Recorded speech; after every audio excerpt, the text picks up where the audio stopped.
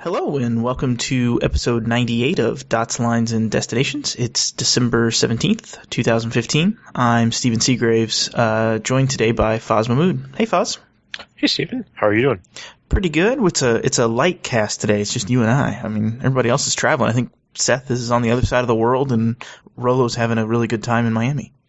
Yeah, Rolo was, producing something else. He's cheating on us. What is he doing down there? Is he just going to a concert or something? I don't know. Well, you guys didn't do SantaCon this year, so I'm very confused. I was very disappointed as well, and I actually think he's down there for a game. Oh. Because him and his friends, one of his group of friends, does a college football game every year. They do a trip, and I think this happened to be that weekend because I talked to him about SantaCon. I vaguely remember him saying something about not being able to go because of that. Ah, and you guys go to the SantaCon in London. You don't go to the fiasco that is the one in New York. Oh my God, the one in New York is like a debacle where they'll just stop you from having fun. It is so amusing that they are, New York is just so uptight and ridiculous you can't even navigate it. Whereas the one in London, there's actually I think there's a dozen or 24 mini SantaCons that start in different parts of the city and then all congregate at the same time in the middle of the city. Huh. Very interesting. So it's like a bus route system. You pick the SantaCon closest to you. Well, maybe we should do this next year all together. I personally think, I already said this, right? But I think SantaCon needs a token Muslim and a token Jew, so I don't know why we wouldn't. Oh, that's perfect. So today, since we're by ourselves, I think it's going to be a little bit of a shorter show. We're going to talk a little bit about some low-cost carriers in the Star Alliance, new business seat for Lufthansa, a new business seat for United, which we've kind of talked about before. United dropping some routes and what they're going to do with those planes. American announcing premium economy, and Alaska announcing premium economy as well. And then kind of what we're thinking about for next year. So Sounds good. Let's just get right in it. The low-cost carriers in the Star Alliance. I thought this was an interesting topic. I sent this to you guys. The Star Alliance is expanding their network to include some low-cost carriers, and it's gonna be like a connecting model. So the whole point is to drive traffic to these low-cost carriers around the world in a connecting mode. So the Star Alliance carriers don't have to do all the connecting at the destination end. So in this case, it's a carrier called Mango in South Africa, and I'm guessing this is so that South African Airlines doesn't have to have connections to all over. They can have very strategic connections, and Mango, being the low-cost carrier, can pick up some of that low-cost traffic in partnership with the Star Alliance. So, I mean, there's other carriers doing this. Lufthansa has Eurowings, Singapore has Scoot, and Air Canada has the new, I guess, Rouge. So, I mean, I can see other carriers doing this, like this offshoot low-cost carrier model. It kind of reminds you of TED, doesn't it? I was just about to say it. Someone in Chicago's planning the return of TED. That's their whole job. Oh, my God. Now, have you ever seen it's an old TV show called The Loop? The TV show about that guy that works for airlines, right? Yes. And he works in the Loop in Chicago. Yes, I have seen this. Yes. It was really fun. Yes. Now, do you remember the episode around low-cost carriers? I do not, but I'm going to have to go watch this because I'll download it and go watch it now. Oh, I could spoil it for you, or you can go watch it. No, you can spoil it for us. Spoil it for everyone. So, basically the CEO is like, all the other airlines have low cost carriers. We need to have one too. That's all the rage now. So, we've got Bob from marketing who's come up with a brilliant marketing plan, and so and we've learned that what sticks with customers is monosyllabic male names. So we're gonna call ours Jack. And so then the entire marketing campaign, the guy who came up with the whole idea is doing his pitch, and all the posters and the marketing campaigns, jacket to Hawaii, jacket to Miami, jacket to Mexico. And so the star of the show is a relatively young executive, just starts giggling to himself. And the CEO's like, what's so funny? He's like, no, nothing, sir. And, they keep going and starts giggling to himself some more. And so the CEO's right-hand woman whispers in his ear what it actually means, and then the CEO looks at the guy presenting and goes, "You're fired." Let's just head it to Hawaii. Yeah, exactly. Oh my God, that I wish that show hadn't gotten canceled. It was amazingly hysterical. It was a very funny show, actually. So I am surprised it got canceled because I thought it was doing actually pretty well. But if you can find it online somewhere, go download it because it's worth watching in the 6 episodes or so that were out there. I believe it's on Hulu. One of the seasons is available on DVD. The other is not because of rights issues. Darn. But hysterical nonetheless. I mean, it's funny. That show is probably almost 10 years old, yet it's still very relevant. Very relevant. Yep. And I mean, it's kind of interesting to do this model, this low cost model, around the world. But one of the things that the Star Alliance CEO Mark Schwab said was, their customers are telling them that they need access to markets where they don't provide ideal coverage, and Africa is one of those markets where we are continued to be focused on growing. Well, the low cost thing, I actually have to say it's very astute of Star to do that. And I simply say that because that's where all the growth is. Yeah, absolutely. I mean, if anyone really thinks the legacies are growing, they're really mistaken at this point. The majority of the growth is in and around the low cost carriers. And whether or not they're cheaper, it's just a thing of perception. It's just like Southwest. Everybody thinks if they're flying on Southwest, they got the best deal in the world, even if they could have flown someone else for a third less. Yeah, but saved on bag fees. Well, forget those bag fees. That's what it is. So I'm excited to see what they do with this. It'll be interesting to see what Mango does because Mango won't enter the network. They'll be threaded into the Star Alliance network in the third quarter of 2016. So it'll be interesting to see where this goes because Scoot from Singapore, actually has pretty good reach in Southeast Asia. But I'm surprised they wouldn't team up with someone like Jetstar. But I guess that's to be expected because they don't want to tick Singapore off. Jetstar's owned by Qantas. Oh, yeah. Well, so then never mind. Yeah. But I mean, so the part of the interesting thing to me will be around this is what do they do about benefits? Yeah, they don't really say much. It says Gold members traveling on a connecting partner airline will enjoy a tailored set of privileges in line with the partner's own offerings. Yeah, I mean, but I don't think that's particularly scalable over time. Yeah, I mean, just from what we've seen lately from the Star Alliance and of enforcing things and giving benefits to people, even in long-time legacy Star Alliance carriers, I can't imagine them getting this consistency to, low-cost carriers around the world and in their outstations. You know what I mean? Yeah. Like some outstation in Namibia, giving the same benefits to Gold elites and higher. I just don't see that happening. I think you're spot on there. Yeah. I mean, what do you get? You get a free cup of water? You get to use a restroom for free? Free bag. Sir, I'll need to see your Star Alliance Gold card to use the restroom. We need to swipe it. We need to make sure that barcode still works. That strip. That magnetic strip still works. A printout will not suffice. This is like the Lufty Lounge. Exactly. Dragons guarding the bathroom. Well, I mean, if you think about it, right? What is the next bastion of ancillary revenue? The toilet.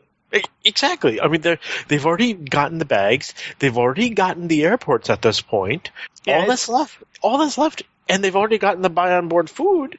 But all that's left is the toilet. Yeah, and it's funny because I don't. Have you ever watched Come Fly With Me, the British comedy? No. We're talking about shows here. If you haven't seen this yet, it's a mockumentary, and it's fantastic. And in the first episode, there's a Middle Eastern man who owns like a low-cost carrier in England, and his new feature, he said that people were complaining that there were no floats for the under the seat. So some of the seats were missing those. And he goes, no, look, there's a float. Here's a float. Here's one that's going to be installed soon. And he goes, and my new feature, you can choose to pay for the float. And it won't inflate unless you pay for it. And he's like, and that's for the first 10 minutes. And then it's £3 for every minute after. Now, could you imagine, now that we're going away from the swipe methodology, could you imagine how long that transaction would take with the chip? Oh, good night. As you're drowning, come on, read. Transaction processing. Remove card now. Yeah.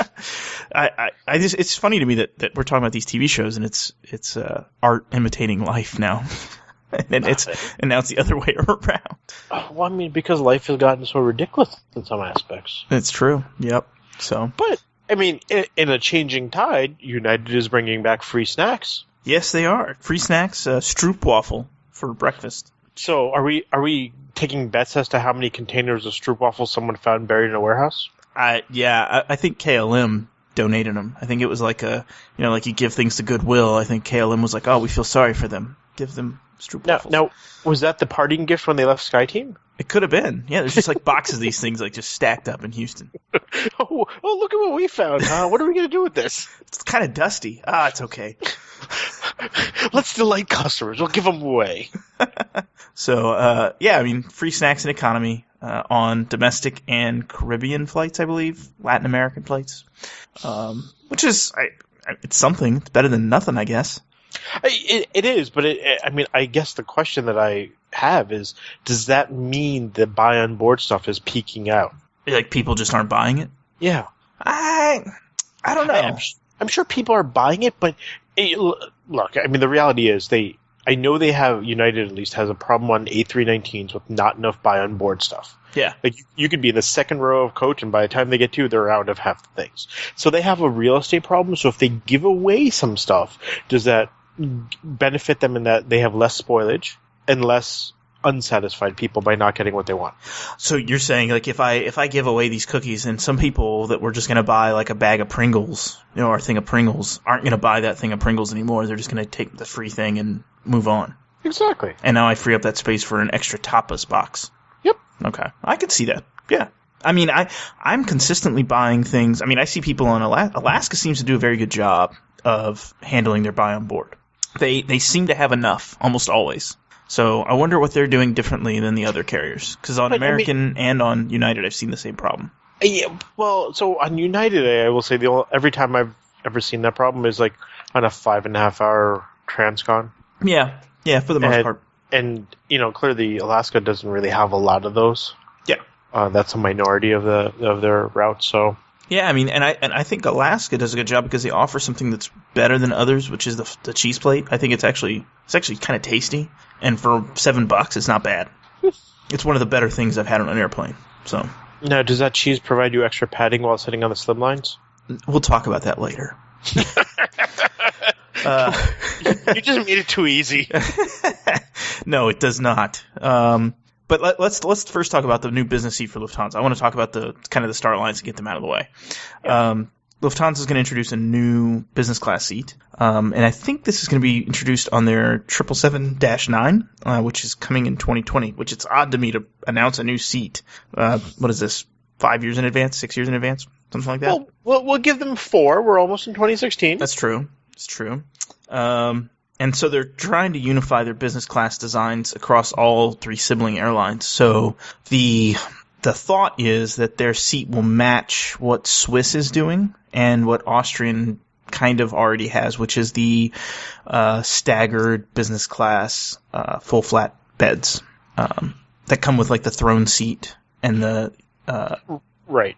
You know which ones I'm talking about. I can't even remember who makes them, but those are the Thompson seats, right? I think they are Thompson. Yeah. Yeah. So Swiss is moving to that with their order of 777-300ERs next year. That'll be the new seat for them, which is good because I think their seats now were some of the tighter ones. I think, and I think in the 777 they can make things a little more spacious. The only bad side is that there is the potential for you to have to climb over a seatmate. In the window seat in some of the rows. Well, I mean, I guess that's the challenge, right? With the 777s, they're so wide. What do you do and not lose space? Yeah, it's wasted space. Yeah, what do you do as an airline? I mean, AA has tried they bought the Zodiac seat for their 77Ws, which is a good layout, but then, for their 772s and 78s, they went with that forwards, backwards custom seat, which then they couldn't get made in time. Yep. So that's been a debacle for them. So, I mean, we joked after the Delta Northwest merger, we joked about Delta having 9 variants of 757s.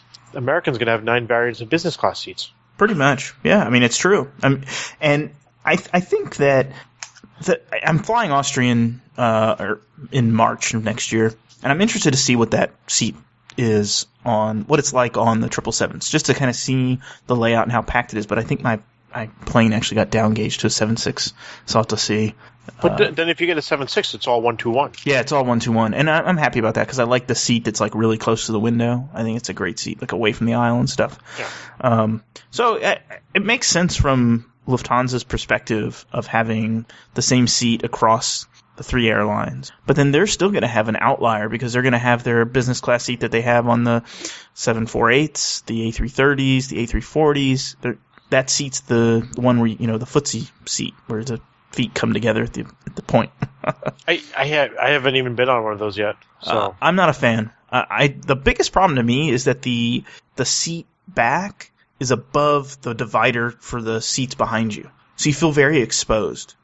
Like the people behind you can kind of like see over your shoulders. I'm not really a fan of that. I like when seats kind of come up, like you actually have to stand up to see over a seat. You know what I mean? I think Delta might have that on their 330s.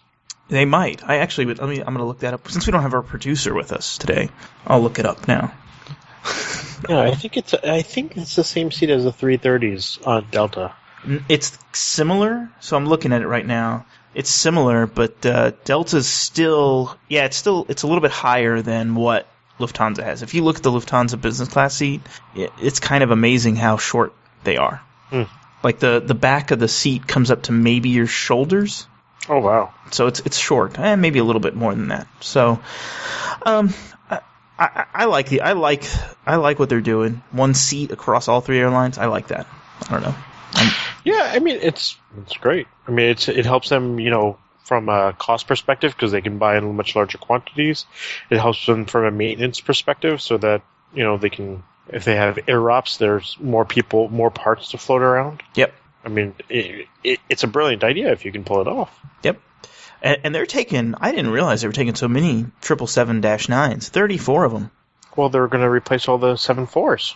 Yeah. And that'll be good. I mean, I'm interested to see if that actually works out for them because the 74s in like a density configuration, I'm surprised they didn't go something smaller like an A350 because like places like Denver don't need that many seats. I don't think. It might be cargo driven. Yeah, true. Very true. I'm getting off topic. Look at me. Look what I'm doing. And then United they've announced a long time ago they were going to do kind of a new business class seat, and they were taking opinions for it, right? Did they ever actually announce it, or were, like they kind of alluded to it, and then? I think they alluded to it, and then people got the impression that they were going to do something with it because they had user meetings, inviting flyers to come to Chicago and other places to test the seat. And so I think everyone, believes that there's going to be a new seat, and you have some inside information that you've heard a rumor about. Well, someone recently blogged that the 77Ws are going to be the launch platform for it. And I actually seem to believe it'll happen sooner than that because the 77Ws start coming online sometime next year. And you think it'll happen before that? I think it'll happen. And I do not have any concrete evidence or information on this, but I believe it will. My guess it might happen with the 789s. As they do the switch from subsidiary Continental to United. And that starts early next year, right? Yeah, because so the background around that is at some point the 789 deliveries stop coming from the Continental order and start coming from the United order, and that might be the switching point. So it might not be that far away. Yeah, I mean it could be very early next year. Yeah. And we don't know any details about the seat, which is odd. Like they wouldn't announce anything that, hey, this is coming, or maybe they're still trying to source it. I don't know.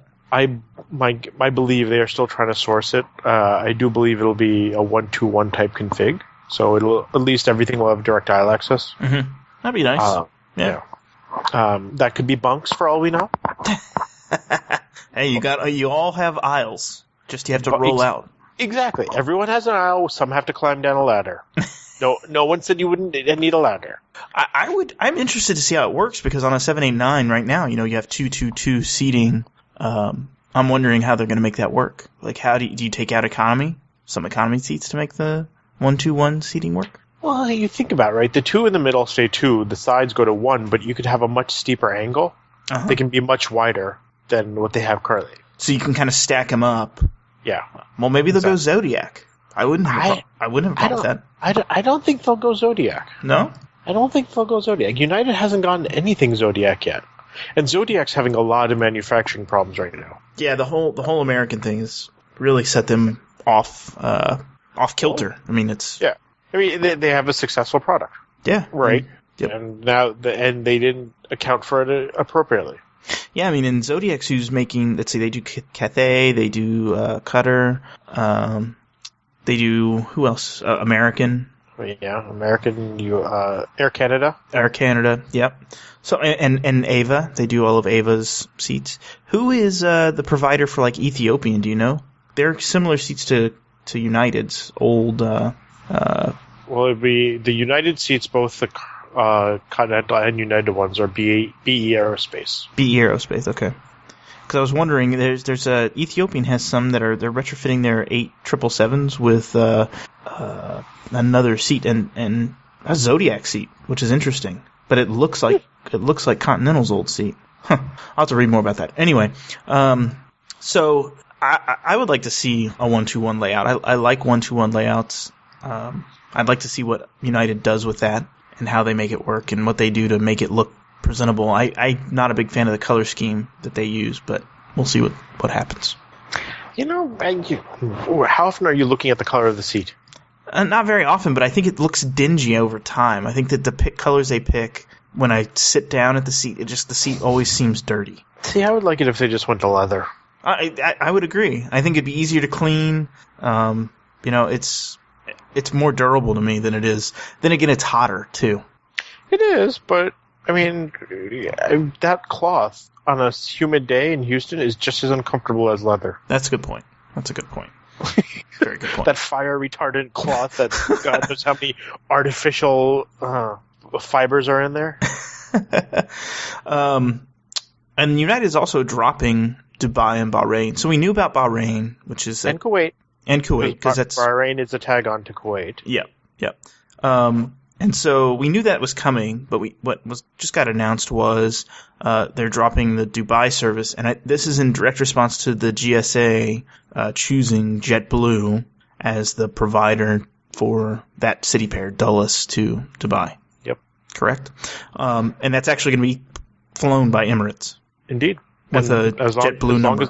As long as the code share apparently applies. So it's interesting. I mean, of course, United said this is the main reason we're dropping, and then they had to take the dig at, the Gulf carriers. Blah, blah. But at the end of the day, really it's an issue of both that and Kuwait were really just government flights. That's why they were there. So as the government starts shifting some of its travel away from the area, it's no surprise that they're going away. The question is what happens next. They're freeing up 4 airframes. I'm still surprised they never moved it to Newark, since Newark doesn't have a flight to Dubai. Yeah, I'm actually surprised about that too. And we talked about that a little bit offline. And the Newark Dubai seems to make sense because Emirates has 3 A380s to JFK, I think. Yep. But there's nothing to Newark at all. No, and they wouldn't be able to get slots. Yeah. Well, yeah. So, I think it's a great question. Maybe that's what's coming. Maybe a Newark Dubai is coming, and we're. Well, what do you think? They're going to free up 4 airframes. What do you think is going to happen? Well, if you did Newark Dubai, you still need 2 of them, right? Yep. But I think that they would love to open up, say, Newark, Seoul, or what was another one we were talking about? Taipei. Yeah, Taipei, Newark, Taipei. I could see that because Ava has the JFK flight, but there's nothing out of Newark. So why not just connect there nonstop? They already do San Francisco, or is there just not enough lift, and they're happy to force that traffic through San Francisco? Well, see, that's the thing, right? Newark, Taipei makes sense because they can push onward traffic onto EVA. Yep. Newark, Seoul doesn't make. It would really need to be more O&D or connecting on stateside. Well, you have Asiana though. No, you do it. That's true. You do have Asiana. Yeah, no, I forgot about Asiana. And there's enough. Like Samsung has a large presence in the New York, New Jersey area. There are a couple other companies who have enough of a presence where they might be able to get the corporate clients. Yeah. My understanding is that we might see one new route, not two new routes from the airframes, Okay. and the other airframes might go to augment some things. So we might finally see enough business class seats on PS flights. Well, that would be a welcome change, actually. Yes. That's one of the sticking points I've had lately is finding lie-flat seats on a red-eye transcon. And that's what I want. This is the same problem we had like 8 years ago with Continental. You know, they were so successful in the way they positioned themselves that they ran out of inventory very consistently weeks out. Yep.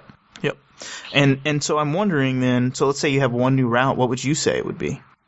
My inclination is to say Newark Taipei or Newark Seoul. I think it'll be an Asian route. Yeah, I don't see Europe coming online, like anything new to Europe. I can't think of anywhere that makes a lot of sense. Not on a 777 at least. No, unless they moved it to maybe San Francisco and ran the route out of there. Because I'd say it's a huge gap for them. Newark Joburg.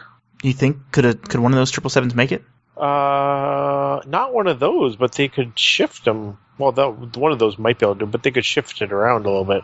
No, it'd be tight. They wouldn't be able to make it back. It would be able to make it there, but not back. Yep. That's what I thought. And that's to me, so you're talking about, PS routes need more business class seats.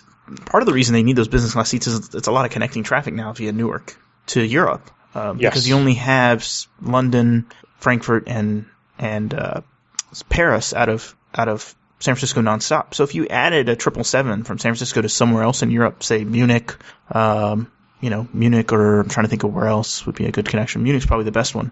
Like San Francisco, Munich, you could alleviate some of that. Now, Lufthansa already has that flight. Yeah, why would they even? Well, that flight leaves so late. It leaves at like 10 o'clock at night, 10:30 at night. So you land in Munich at 5:30 or something in the afternoon. So you've kind of missed a lot of the connections. Right, but no, you haven't. A lot of the long connections out of Munich are late in the day.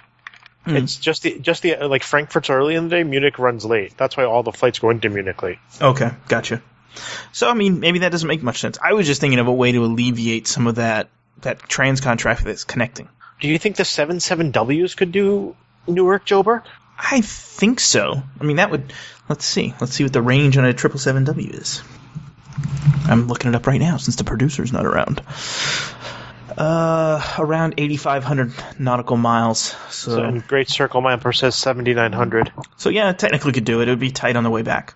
Might be weight restricted. Yeah. I don't know. I don't think the business traffic is there, but it'd be a cool route to have. Oh, absolutely. I mean, there's a few routes that I think would be. I think Newark Seoul makes pretty decent sense. I think Newark Taipei makes a little bit more, especially when you time the flight to match up with EVA flights. I think think it makes sense. So that'll be fun to watch. And that ends. When does the Bahrain flight end? I think Bahrain ends like January. Oh, I have to look this up. I know Dubai ends on the 25th of January, which is interesting. With Kuwait, they gave us 2.5, 3 months. With Dubai, they're giving us 5 weeks. Yeah. And I think they're still selling seats on it. They are. Well, I think they just upped it. When they first announced it, it was still available, but I think they have finally pulled it. As I apparently cannot do two things at the same time. Well, interestingly enough, January 13th. January 13th. Yeah. Okay. So yeah, Sorry. I mean they're quitting them both in the kind of right at the beginning of the year. Interestingly enough, Newark Taipei is 7,800 miles, pretty much on the dot. Oh wow! So it is. I don't know if that would be 77W could make it westbound with the winds. But I mean, they're doing Newark Hong Kong. Oh, because they go east. That's right. They could do it, I guess. They could go polar or they go east. Yeah. It's just I didn't realize it was that far. Because when EVA flew it, they would always stop in Seattle. Yep, and they've since quit that, and they now do the nonstop from JFK. Yep, and Newark Incheon is about 1,000 miles shorter, so that one's totally doable. So I mean, there's some options there. They could also expand their coverage in India, maybe. I don't know. I don't think there's enough drive there. No. I think the secondary cities, I think they're just going to rely on Lufty to deliver to. I gotcha. Because, I mean, think of how much traffic you need to drive to the secondary cities, whereas Lufty needs a portion of that because they can do smaller planes. Yeah, yeah. We can tease the producer and say they're going to relaunch Newark Buenos Aires. Not going to happen. Don't tell him I said that. I'm sure he can hear it. And then a couple of other announcements, interesting announcements. American has announced a premium economy product, and it looks very similar to other premium economy products that, say, Lufthansa and I think Qantas has a premium economy product that kind of looks like this as well. Okay. It's just a recliner seat with leg rest and foot rest and TV in the side, and it looks like a decent seat. They don't show what the middle section will be like on the planes. They show the window seats, which I'm interested to know if it's 232 or if they kept it 222 or whatever they're doing. So it looks like decent recline. Here it is. It says right here the 787s will contain 21 premium economy seats in 3 rows of 232. So basically, you don't want to be in the middle. Which is not bad because they do 333 on the 78s today. Yep. And so it looks like they're going to be putting this on the 789s, the 788s, the A350s, and they're going to refit their 777-300ERs and their 200ERs and some of the 330s. So, but I mean, let's take a step back, right? They've retrofitted 4 772s out of 50 or 60, and now they announced this. Yeah, and this is still I think a year or two away. So they're going to get done retrofitting the 772s and then go back and retrofit them again?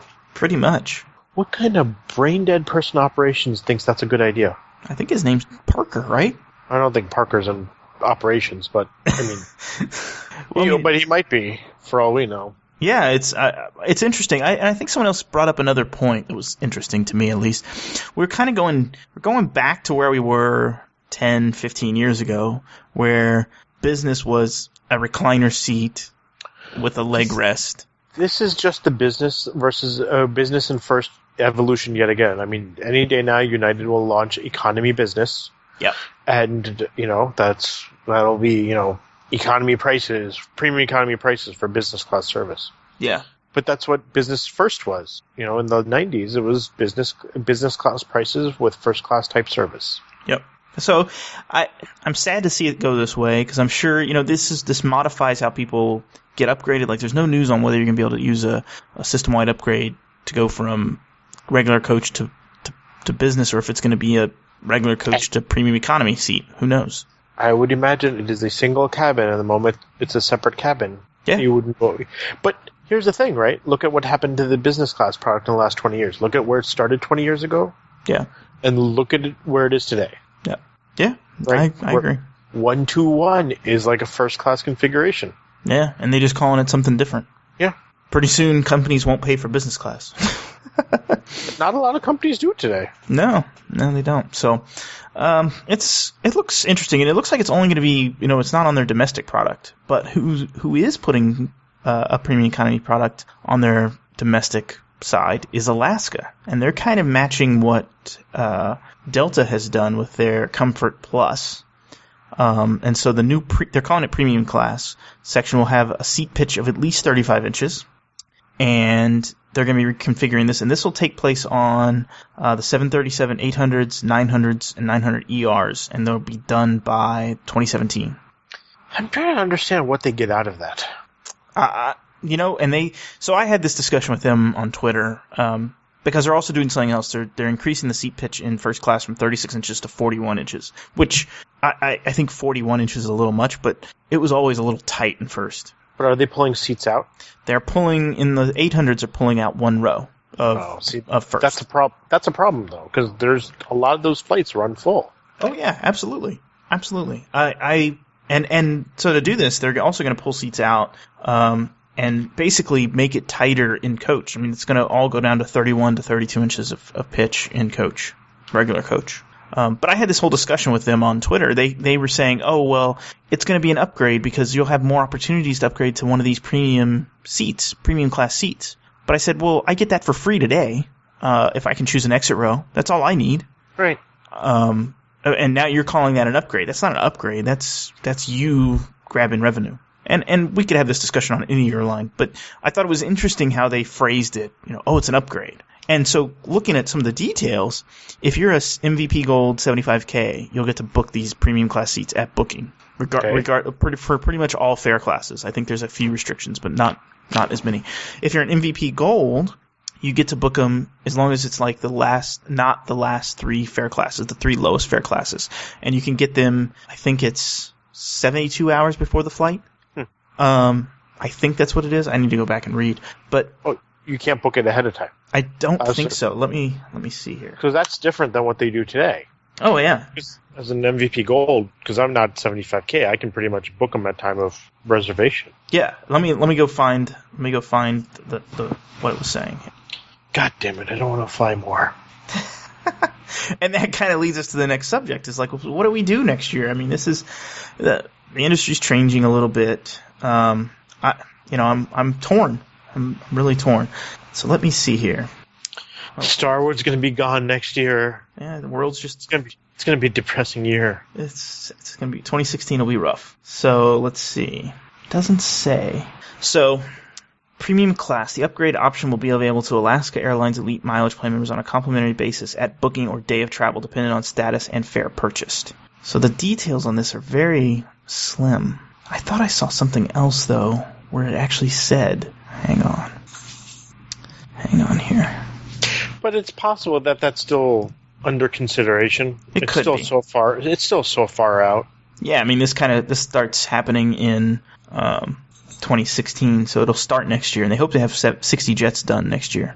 So let's see. I can't. I don't want to hold the show up, but it sounded like there was some fare class restrictions on there, and it's not going to be day of, or it'll be day of for some people. Yeah.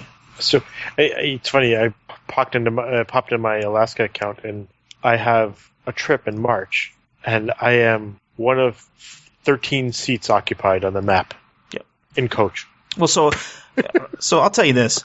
With Alaska, here's my thing. With Alaska, I've been upgraded more as a 75K than I've been upgraded on any other carrier. I've missed one upgrade this year, and I've flown probably 40 segments on Alaska. See, I haven't flown that much in Alaska, but I've done 2 segments this year. I had 4 segments scheduled. I flew 2 of them. They never cleared. The third one of the other 2 did clear, but I ended up not flying, and the 4th didn't clear. See, this trip that's coming up for me that I just cleared, I was actually going to call them and just pay for first because I wanted the extra miles, and then I look at my account and they upgraded me. And they upgraded me like 3 days early. Yeah, they do their upgrades a little weird, but hey. I'm not going to complain. I guess I can call them and be like, well, can you downgrade me, please, so I can pay you? I can give you money. So I'm torn on what to do next year. I don't really want to fly. The way I qualify for Alaska is I usually fly partners in premium cabins. And I don't really know if I want to do that next year. Well, that's how I've been getting Alaska so far. I keep promising myself that one of these years I'll do because I've got the companion certificate and I'll go to Hawaii. Yeah. Because that's 10,000 miles right off the bat. Haven't done it yet. It doesn't seem to work out. I definitely will do United next year. I'm going to try to hit the last 200,000 I need on United next year to get my 3 million miler. And stay 1K for life? Stay 1K for life. And but I do want to keep Alaska around because I think it's useful, especially as I let my EXP expire. It gives me a spot to park on both American and Delta. Yep. And that's kind of what I was using them for. And because I'm going to have 8 SWOs on American next year that, I can use them for something, but I can drop them in Alaska. Yeah. Drop the miles in Alaska and just not worry. So you're not going to worry about American at all next year? I don't think there's much of a reason to worry about it. It's like upgrades are already very, very hard. And the biggest allure was the 8 SWOs with 8 going to 4 and then me introducing a premium economy cabin, a formal premium economy cabin, and knowing that Doogie's at the helm. Yeah, it's a doomed venture. Yeah. I can't say I disagree, and that's kind of why I'm sitting. I'll go back with United next year, and then I don't know. I mean, I think work is going to force me to fly Alaska just because they offer some nonstops to places that I need to be out of Portland, and they're usually, if I book far enough in advance, they're usually the cheapest option, surprisingly. So we'll see. I'll probably have to fly Alaska at some level. But I'm interested to see what they do with their premium class product first, before I make a decision. I mean, I'm really of the opinion at this point that, with United this year, 90% of the fares I've ended up buying are first class fares at this point. Yeah. Because the difference is so negligible that I'm just like, why wouldn't you do that at this point?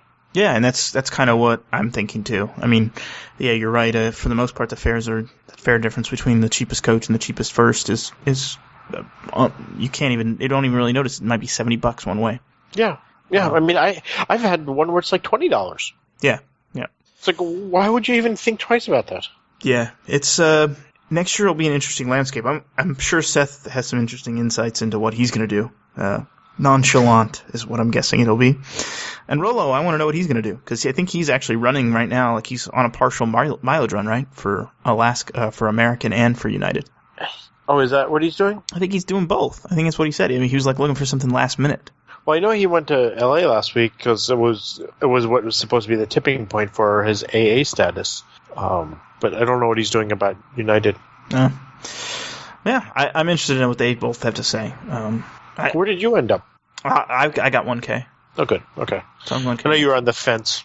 Yeah, and I've kind of thrown my weight that way. I'd rather have the GPUs, and I still have a ton of Star Alliance miles in my United account, so I kind of want to keep that up. And Alaska's great for when I have to fly American or Alaska or Delta. But I don't know. I mean, that's a lot of to keep MVP Gold 75K with Alaska. You have to fly 90,000 partner miles, and that's just a lot. Is it 90,000 partner? Yeah, it's 90,000 partner. Oh, see, for MVP Gold, it's only 50K partner or 40K Alaska. Yeah, so it's a little bit harder. I could probably do 40K no problem. I've already flown 41,000 with just Alaska itself. Can I interest you in a trip to Brazil? I hear it's very cheap. From where? I've seen sub 500, sometimes as low as 400, from various spots in the U.S. to Brazil. On an American? Primarily an American, but I've seen it on United, I've seen it on Delta as well. Maybe. We'll see. I'm doing my third run this week. They're just getting tired of seeing you down there. Yeah, fortunately I haven't had any issues. And the new terminal, amazingly, in Sao Paulo is actually really nice. Huh, nice. Like, have you been to Sao Paulo? I've never been. Oh. So the old terminal where everyone flew was an absolute dump. And so when I did the first one of my runs, I was expecting the dump. And I was very pleasantly surprised when I got off in this gorgeous terminal and it was actually functional and all the lounges are gorgeous. It was actually a really interesting experience. And it's an easy turn if you just want a mileage run. You don't even have to go through customs or anything. Mm-hmm. So they've actually made it very easy. So since you don't have to go through customs, you have to have the visa? Well, they won't let you on the plane in the United States if you don't have the visa, right? In theory, they won't let you on the plane, but if you can demonstrate that you're only connecting, they should let you. So now, do all of American's 777-200s, are they all 333 in the back? The retrofitted ones the old ones are 252, I believe. Ooh, so now I could do 252. Or I could find someone with a SWU, I guess. Well, some of the business class fares are ridiculously cheap too. Interesting. I'll have to look it up then. That might be a good option. Oh, well, I think that pretty much wraps up the show, Foz. Sounds good. Why don't you tell folks where they can find you online? Twitter is FozM, or even Instagram is FozM at this point. Oh, yeah, I saw you posting some photos the other day. Yeah, random stuff. And I'm Stephen Seagraves. You can find me on Twitter at SCgraves. I blog occasionally at badice.com. You can follow the podcast at DotsLines. Leave us a comment on moredotsmorelines.com. We'd love to hear what your frequent flyer plan is for next year. If it's as crazy as ours, or maybe you've decided to downgrade. And route predictions. And route predictions, yeah. We'd love to hear that. So send us your thoughts. Thanks for listening. Talk to you next time. Bye-bye. Bye-bye.